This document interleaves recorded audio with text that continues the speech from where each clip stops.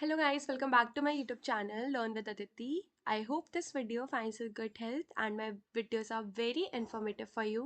तो आज की वीडियो में मैं आपको बताऊंगी कि आप अपना टीचिंग का रिज्यूमे कैसे प्रिपेयर कर सकते हो एंड कुछ टिप्स भी मैं इसके अंदर शेयर करूंगी एंड मैं अपना ही रिज्यूमे शेयर कर रही हूँ, बस I have hided my number and all, ये सब चीज़ें मैंने गलत मेंशन करी है, बट स्किल्स वगैरह मैं आपको बताऊंगी कि आप क्या क्या ऐड कर सकते हो, वो मैंने अपने ऐड करे हुए रिज्यूमे के अंदर।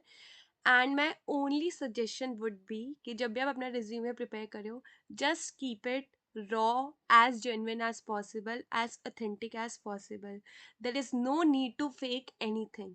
ट्रस्ट मी, आपकी बेसिक से बेसिक अगर आपकी क्वालिफिकेशन है तो उससे इतना मैटर नहीं करता है, क्योंकि सबको पता है कि हम फ्रेशर्स हैं, तो कोई तो हमें एक्सपीरियंस देगा, तभी तो हमारा एक्सपीरियंस ऐड होएगा रिज्यूमे के अंदर, तो दैट्स कम्प्लीटली फाइन। बट बहुत कम मिनिमल क्वालिफिकेशंस के साथ भी मैंने रिज्यूमे ऐसा प्रिपेयर करा था, कुछ स्किल्स मेंशन करके और बहुत अच्छी अच्छी चीज़ें मेंशन करके, जो अगर आपको अभी में भी याद ना आए, बट जब आप सोचने बैठोगे तो you will be also able to recall कि और क्या ऐड कर सकते हैं। तो वही सारी चीज़ें मैंने अपनी रिज्यूमे के अंदर मेंशन करी है। So without any further delay I start the video.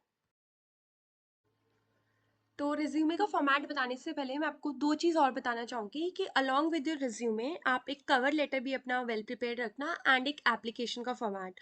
तो now what is cover letter? तो कुछ स्कूल्स हैं जहाँ पे जिनका आप कह सकते हैं एडवर्टीजमेंट निकलता नहीं है कि मतलब आपको कहीं न्यूज़पेपर में दिखे, तो आप अपना रिज्यूमे खुद से ही सेंड करते हो। जैसे मैंने बहुत सारे स्कूल्स में खुद से रिज्यूमे सेंड करा हुआ है और उसके साथ में कवर लेटर सेंड करती हूँ।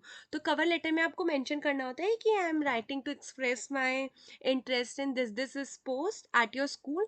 तो कभी भी कुछ स्कूल्स होते हैं ना, जैसे बीच में उनको टीचर्स की ज़रूरत होती है, तो वो आपका मे बी रिज्यूमे और कवर लेटर खोल के आपको कॉल कर सकते हैं, तो उस चीज़ के लिए कवर लेटर होता है।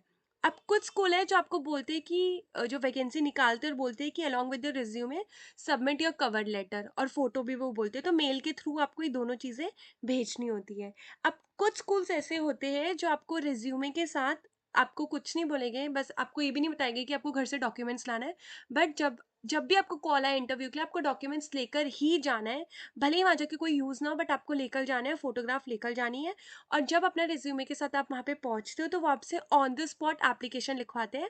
उस एप्लीकेशन में आपको लिखना होता है आपका नाम, एड्रेस, जो नॉर्मल एप्लीकेशन का फॉर्मेट होता है, और कैसे आपको इस वैकेंसी के बारे में पता चला। तो आपको पता होना चाहिए कि इस न्यूज़पेपर से इस दिन मेरे को पता चला एंड मेरे को अप्लाई करना है इस पोस्ट के लिए, बस सिंपल। तो अगर आप बोलोगे तो मैं कवर लेटर एप्लीकेशन के ऊपर एक सेपरेट वीडियो बना सकती हूँ। Now talking about the resume. तो अब फॉर्मेट की बात करते हैं कि एक्चुअल फॉर्मेट कैसा होना चाहिए। तो मैं आपको पहले एक चीज़ बताना चाहूँगी कि कुछ लोग हैं जो प्रेफर करते हैं ये वाला फॉर्मेट जो आप मेरी स्क्रीन पे देख सकते हो, जहाँ पे वो फोटोग्राफ भी ऐड करना प्रेफर करते हैं। बट मेरी रिकमेंडेशन ये होगी कि आप फोटोग्राफ मत ऐड करो, क्योंकि जो भी इंटरव्यूअर है, जो भी आपका रिज्यूमे देख रहे हैं, स्कूल आपको जॉब असाइन कर रहे हैं, वो आपके स्किल्स और आपकी क्वालिफिकेशन के बेसिस पे आपको जॉब असाइन कर रहे हैं, ना कि ऑन योर लुक्स या फिर कैसे आप दिखते हो। और रही बात फोटोग्राफ की, तो जब भी आपको इंटरव्यू के लिए कॉल आता है, आपको फोटोग्राफ वैसे भी कैरी करनी है। भले ही आपको स्कूल वाले बोले या ना बोले, आपको पासपोर्ट साइज फोटोग्राफ कैरी करनी है एंड आपके डॉक्यूमेंट्स भी आपको कैरी करने ही करने हैं।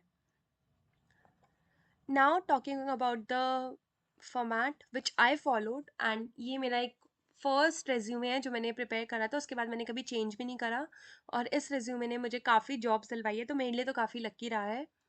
तो पहली चीज़, आपको अपना नेम मेंशन करना है कैपिटल लेटर्स में। अब कुछ चीज़ें हैं जैसे कैपिटल लेटर हो गया, और कौन सा फॉन्ट आपने यूज़ करा है, ये सारी चीज़ें जो मे बी आपको लगता होगा कि इतनी कोई बड़ी बात नहीं है, बट ट्रस्ट मी, ये छोटी छोटी चीज़ें, कैपिटल लेटर्स और ये सभी देखा जाता है।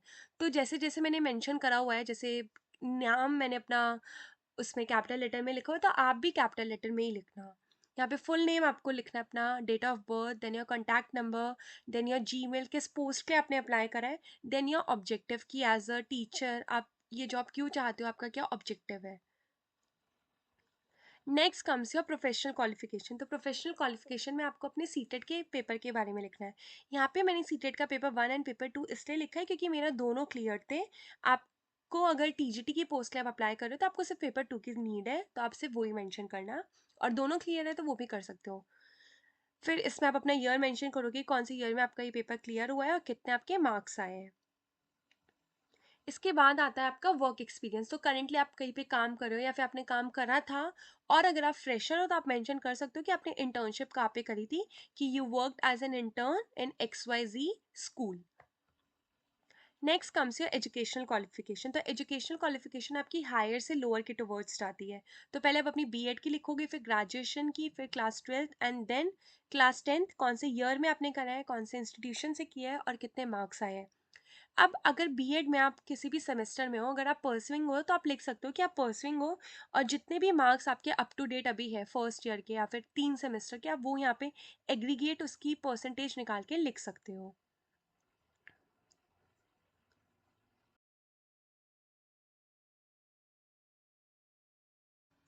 Next comes to educational achievement. कभी कोई आपको सर्टिफिकेट मिला है, किसी सब्जेक्ट में आपके हाईएस्ट मार्क्स आए हैं स्कूल में एंड कॉलेज में ओवरऑल, तो वो आप यहाँ पे मेंशन कर सकते हो। जैसे मैंने लिखा है कि मैं मेरिटोरियस रही हूँ अपने डिपार्टमेंट में सेमेस्टर 4 में, और मुझे 2 कमेंडेबल इंप्रूवमेंट के सर्टिफिकेट्स पे मिले हैं, तो ऐसा कुछ आपके पास है तो वो आप यहाँ पे मेंशन कर सकते हो। नेक्स्ट इज योर स्किल्स, कि आपके अंदर टीचिंग रिलेवेंट कौन से स्किल्स है, टेक्निकल स्किल्स कौन से है, प्रोफाउंड स्किल्स कौन से हैं। तो मैंने यहाँ पे स्किल्स को कैटेगराइज करा है 3 कैटेगरीज में, profound, technical and teaching. And that's completely up to you. अगर आप काफ़ी आपको लगता है कि इतने स्किल्स नहीं है, इतने सर्टिफिकेट नहीं है मेरे पास, तो आप खाली टीचिंग रिलेवेंट स्किल्स भी मैंशन कर सकते हो। अब एक चीज़ का ध्यान रखना कि जब भी आप टीचिंग रिलेवेंट स्किल्स मेंशन कर रहे हो, तो आपको ओवरऑल जनरल जो टीचिंग में स्किल्स चाहिए, जनरल जैसे पेशेंस एंड टाइम मैनेजमेंट, ये तो आप लिख रहे हो। प्लस जो भी आपका सब्जेक्ट है, जैसे मेरा सोशल साइंस सब्जेक्ट है, तो उसके लिए कम्युनिकेशन स्किल्स अच्छी होनी चाहिए, कि कंसेप्ट बच्चे को तभी तो अच्छे से समझ आएगा जब मैं अच्छे से कम्युनिकेट करूंगी। तो अपने सब्जेक्ट से रिलेटेड स्किल्स भी ज़रूर मैंशन करना। Next comes positions of responsibility. तो स्कूल में या कॉलेज में आप head girl, president, vice president कुछ भी अगर रहे हो, तो वो सारी चीज़ें आप यहाँ पे मेंशन कर सकते हो। जैसे मैं प्रेसिडेंट, ट्रेजरर और कोर कमेटी मेंबर रही हूँ, तो मैंने ये तीनों चीज़ मेंशन करी है। और अगर आपके पास आज सच कुछ नहीं है, तो you can avoid this part. Next is your extra curriculars. तो ये वाला सेक्शन आपको अपने रिज्यूमे में ज़रूर ऐड करना है। स्कूल में, कॉलेज में आपने ड्रामा में, डिबेट में, डांस में, ड्राइंग में, किसी भी चीज़ में पार्टिसिपेट करा है, तो वो सारी चीज़ें आपको यहाँ पे मेंशन करनी है। Lastly, community service. स्कूल में तो एनसीसी होता है, बट कॉलेजेस में एनएसएस एंड एनसीसी, ये दोनों ही मैंडेटरी होते हैं कि आपको कुछ भी इनमें से एक तो लेना ही लेना है, तो वो चीज़ भी आप ज़रूर मेंशन करना। So that's it for this video. If you guys liked my video, do like, comment, share and subscribe to my YouTube channel. ये मेरा था एक बहुत ही सिंपल सा रिज्यूमे, जिसने मेरी बहुत हेल्प करी है, एंड आई होप सो ये रिज्यूमे आपकी भी बहुत हेल्प करे। एंड कमेंट करके ज़रूर बताना कि आपको मेरा रिज्यूमे कैसा लगा, और कौन कौन सी टीचिंग रिलेटेड वीडियो मैं अपने चैनल पे आपके लिए लेकर आ सकती हूँ। Thank you guys, keep supporting and best of luck.